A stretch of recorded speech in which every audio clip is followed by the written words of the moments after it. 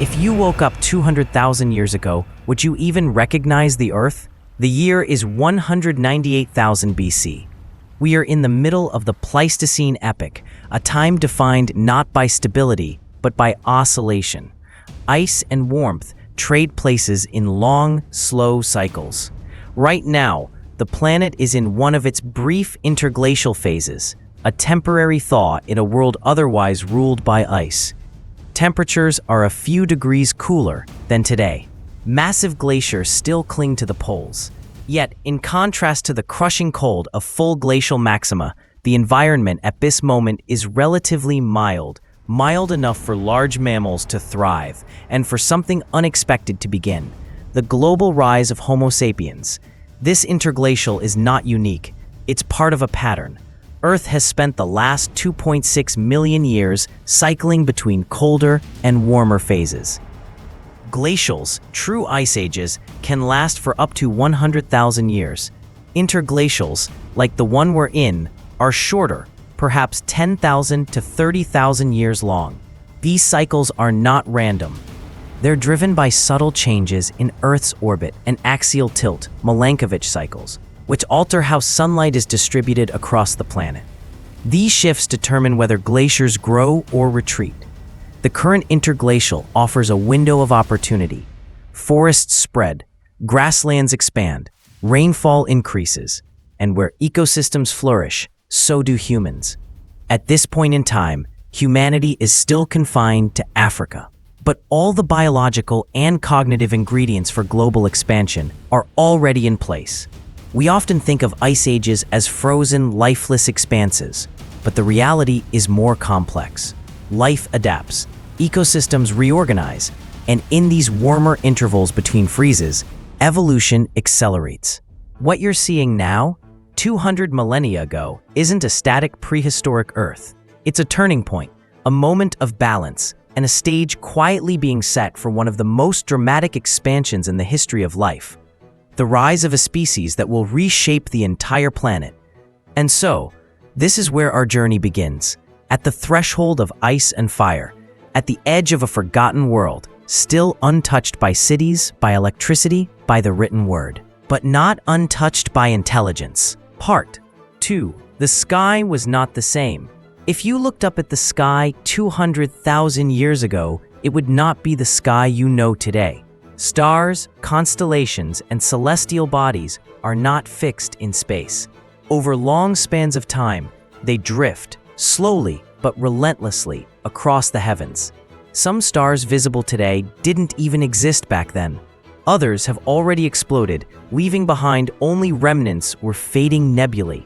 Our sun, too, is not standing still. Like every other star in the Milky Way, it orbits the galaxy's center. One full circuit takes approximately 230 million years. The last time it passed through this region of the galaxy, Earth was in the Triassic period, when dinosaurs were just beginning to emerge. To the human eye, the sky appears static, a permanent canvas of familiar points of light. But that's only because our lives are too short to witness stellar motion. In deep time, the sky moves, it changes, it evolves. 10,000 generations ago, our ancestors looked up and saw different stars. The constellations they imagined were not the ones we know. Polaris was not the North Star. Orion's belt did not align. The night sky was filled with unfamiliar arrangements, some dimmer, some brighter, some not yet born. This means that if you were transported back to the year 198,000 BC, even the stars could not help you orient yourself. No ancient navigation, no celestial landmarks. You would be lost, utterly and completely. The heavens have always inspired myth, ritual, and meaning. But the sky of 200,000 years ago reminds us that even our cosmic ceiling is temporary. Like the continents, the climate, and life itself, the night sky is in constant motion. So when we speak of our ancestors looking to the stars, we must also remember they were looking at a different sky, one that no human alive today has ever seen. Part 3. Shifting grounds. Viewed from space, Earth 200,000 years ago looked remarkably familiar. The continents were in roughly the same positions. Mountain ranges like the Andes, the Rockies, and the Himalayas already existed. The Atlantic and Pacific Oceans stretched wide across the planet. To the untrained eye, it could easily be mistaken for the world we know. But beneath that apparent stability, the planet was still moving. Always moving. Tectonic plates continued their slow drift. South America and Africa, once joined in the ancient supercontinent Gondwana, were already separated, but still drifting apart at a steady rate of about 30 centimeters per year. Over 200,000 years, that adds up to roughly 6 kilometers of additional distance. This may sound small, but Earth's surface is constantly reshaped by such movements. Earthquakes, volcanoes, mountain building, and rift valleys all result from this slow-motion rearrangement of the planet's crust. Sea levels, too, were different. Slightly lower than today due to the accumulation of ice at the poles. Coastlines shifted. Some of the world's present-day beaches were inland. Others did not yet exist. River systems carved slightly different paths across continents. Deltas were in different stages of formation. But in geological terms, 200,000 years is a blink of an eye. It's not enough time to raise a new mountain range. It is, however, enough to alter ecosystems, change drainage patterns, and affect how and where humans and animals lived.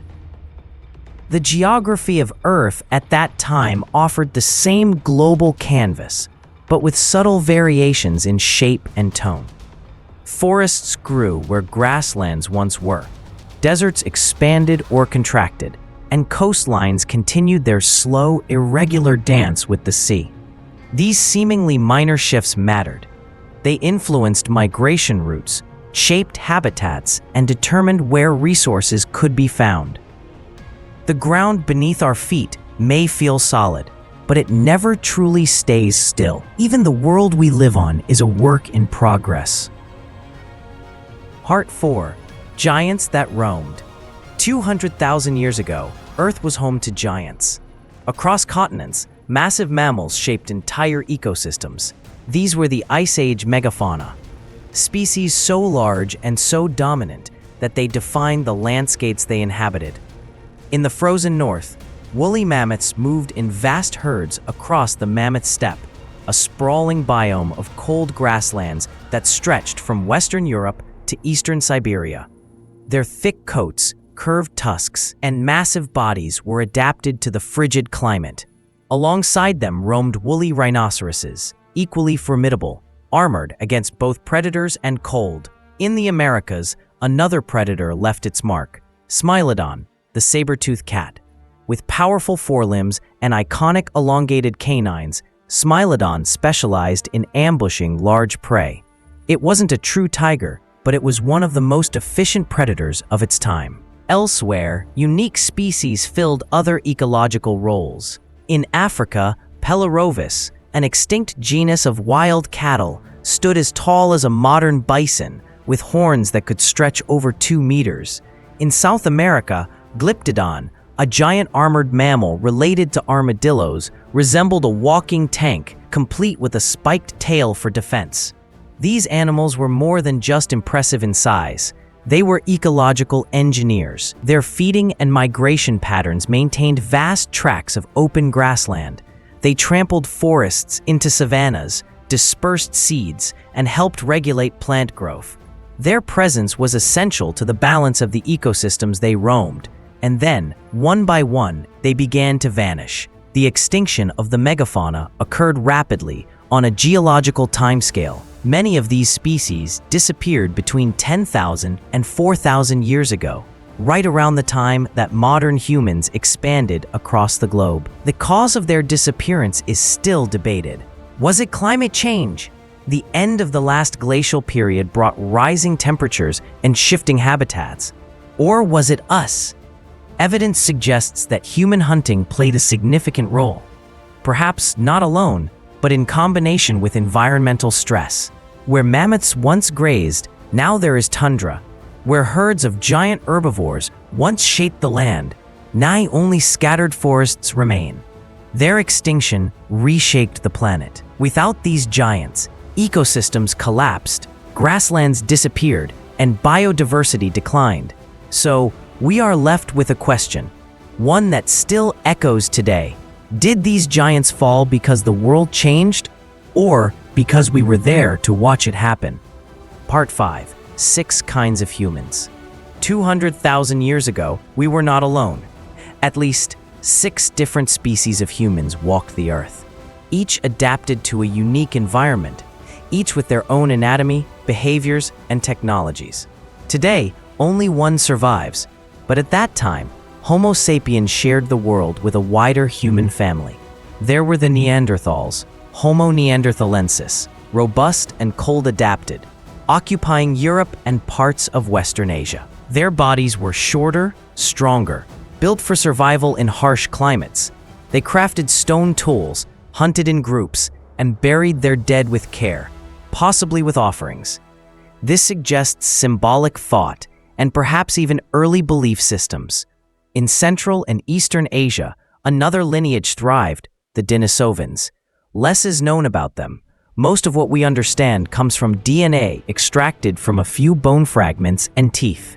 But that DNA tells a remarkable story, one of interbreeding, of shared ancestry, and of genetic legacy still present in modern populations of Oceania and parts of Asia.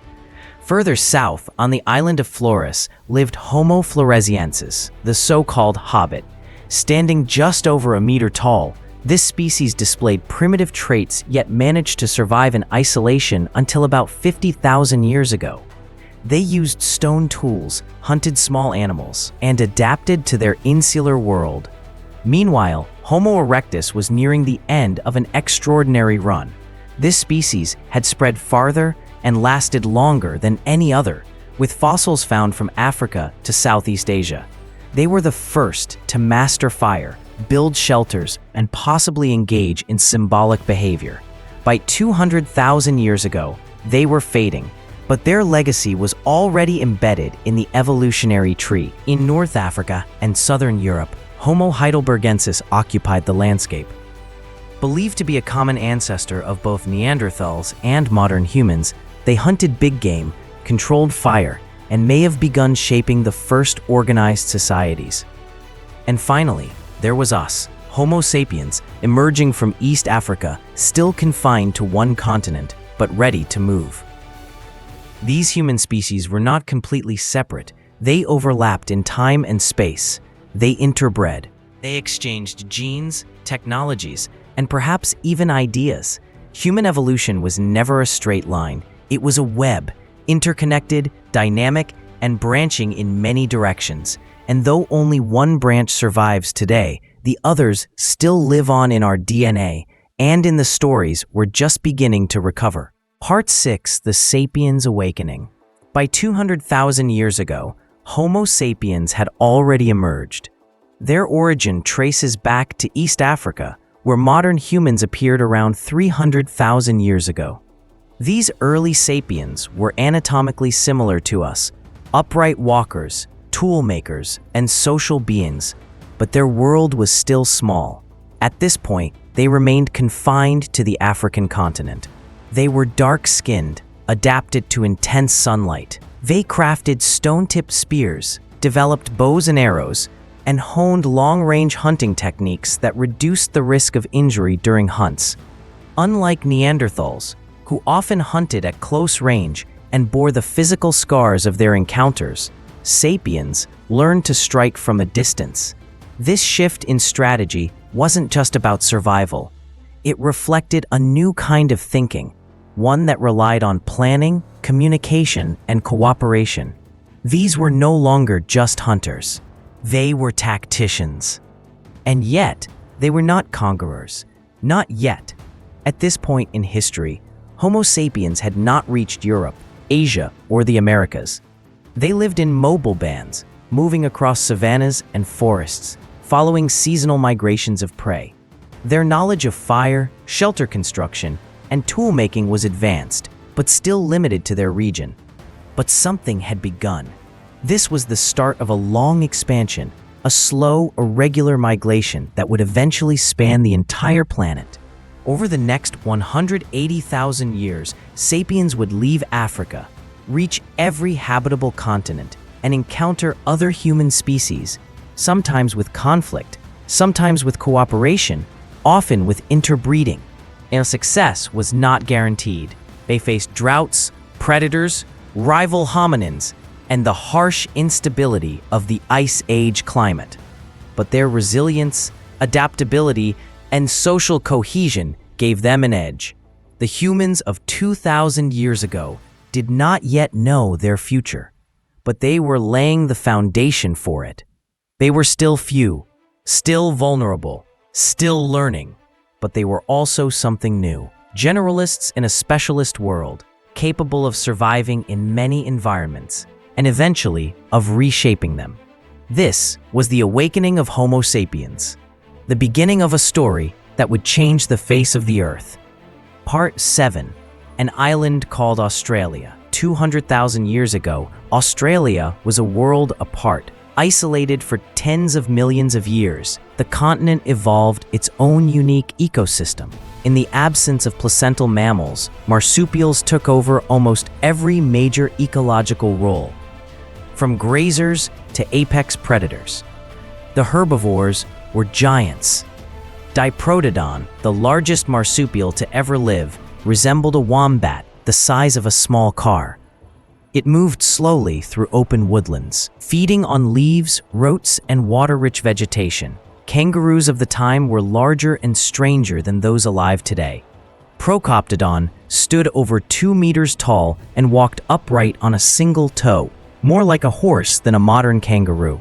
And venom, preying on even the largest marsupials. And there was Quincana, a land-dwelling crocodile with long legs and sharp teeth. Unlike its river-bound relatives, it hunted on open ground, fully terrestrial and built for speed. At this time, there were no humans in Australia. The continent had never known hominins. Without that pressure, the megafauna flourished. They were masters of their environment, unthreatened, unchallenged. But all of that would change. Roughly 50,000 years ago, the first Aboriginal Australians arrived. Within a few thousand years, most of these giants were gone. Diprotodon extinct. Megalania vanished. Procoptodon remembered only in fossils. The timeline raises a provocative question. Had humans arrived earlier, say 100,000 years ago, would any of these species still exist today? Or would they too have vanished under the same pressures of fire, hunting, and ecological disruption? Australia's ancient ecosystem reminds us, isolation breeds wonder, but it also creates fragility. And when two worlds meet, one ancient, one new, only one usually remains. Part 8. The South American Menagerie. South America, 200,000 years ago, was a continent shaped by collision and isolation. For most of its history, it had evolved in near-complete seclusion. But that changed around 5 million years ago, when the Isthmus of Panama rose from the sea and formed a land bridge with North America. What followed was one of the most significant biogeographical events in Earth's history, the Great American Biotic Interchange. Species moved in both directions. Armadillos, anteaters, and sloths migrated north. Horses, saber-toothed cats, and elephants moved south. The result was a biological experiment, a reshuffling of ecosystems that produced some of the most extraordinary animals of the Ice Age. South America's megafauna was like no other. Megatherium, the giant ground sloth, stood as tall as an elephant and used its massive claws to pull down tree branches. Despite its size, it was a slow, gentle herbivore, part sloth, part bulldozer. Toxodon was another puzzle, a barrel-shaped herbivore with a skull like a hippo and teeth like a rodent. Its fossils baffled early scientists, including Charles Darwin, who called it one of the strangest creatures he had ever encountered. Macrocania, a long-necked herbivore with a possible trunk, looked like a cross between a llama and a tapir. Its anatomy defied classification, but its fossils hinted at a vanished world of evolutionary experimentation. And then there was Glyptodon, an armored giant, related to armadillos, but the size of a Volkswagen Beetle. With its domed shell and spiked tail, it was a living tank, adapted for defense against Ice Age predators. Nodiomastodon, a South American relative of elephants, also roamed these lands. Unlike its northern cousins, it was part of a separate proboscidean lineage, yet filled the same ecological niche. Many of these animals eventually migrated north, expanding their range, but all would vanish by the end of the Pleistocene. Today, their bones lie buried beneath South American soil, a treasure trove of fossils that helped inspire Darwin's theory of evolution. And it leaves us wondering, if extinction hadn't intervened, could animals like Glyptodon have been domesticated? Could we have ridden armored mammals into history? We'll never know, but the silence of South America's extinct giants still echoes in the fossil beds and in the evolutionary stories they helped reveal. Part 9. Evolution is not a ladder. Human evolution is often misunderstood. For much of the 20th century, popular illustrations showed a neat lawn, an ape slowly standing upright, step by step, until it becomes modern man. It's a compelling image, but it's wrong. Evolution is not a ladder. It's not a march toward perfection. It doesn't move upward or follow a single path. Evolution is about one thing: adaptation. Neanderthals are a perfect example. For decades, they were portrayed as slow, primitive, even brutish. But none of that holds up under scrutiny. Neanderthals were intelligent, skilled, and well adapted to the cold climates of Ice Age Europe. Their bodies were shorter and stockier, not inferior, just different, better suited for conserving heat. They made tools, buried their dead, cared for the injured, and may have had complex language. In many ways, they were our equals, just optimized for a different environment. In fact, recent genetic studies show that Neanderthals didn't disappear completely. They interbred with Homo sapiens. Many people today carry Neanderthal DNA, up to 2 to 4% in some populations. This genetic mixing wasn't limited to Neanderthals. It happened with Denisovans and possibly with other archaic humans we've yet to fully identify. These discoveries challenge the idea of a clean evolutionary tree. The real pattern is messier, more like a tangled web, with branches crossing, merging, and diverging over time. In that web, Homo sapiens is not the endpoint. We are one surviving branch among many. Most human species didn't die out because they were less evolved. They vanished because of chance, climate shifts, competition, or interbreeding. We survived not because we were better, but because we were adaptable. Because our traits happened to fit the changing world around us. Evolution doesn't have a goal. It doesn't strive to create something superior. It produces diversity, variation suited for different niches. So when we look at the past, we should set aside the idea of human progress as a straight line. The truth is more complex. We are not the pinnacle of evolution. We are what remains.